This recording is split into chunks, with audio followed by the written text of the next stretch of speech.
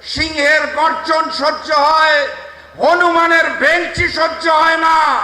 হনুমানের বেঞ্চি দিবেন না।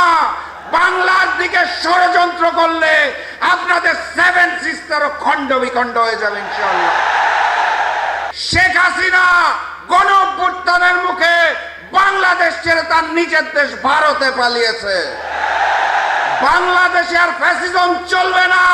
ছাত্র শিবির হচ্ছে সেই সংগঠন দেশের দুর্যোগে যারা সবার আগে ছুটে যায়, বন্যা হলে যারা সবার আগে ত্রাণ নিয়ে যায়, দেশের প্রয়োজনে যারা বুক পেতে দেয়, যারা আগামী দিনের বিজ্ঞানীকে সৃষ্টি করার জন্য সায়েন্স ফেস্ট করে, জুলাই অভ্যুত্থানকে ধারণ করে চিত্র প্রদর্শনী করে, আগামীর বাংলাদেশকে গড়ার জন্য যেই ছাত্র সংগঠন কাজ করে তার নাম বাংলাদেশ ইসলামী ছাত্র শিবির।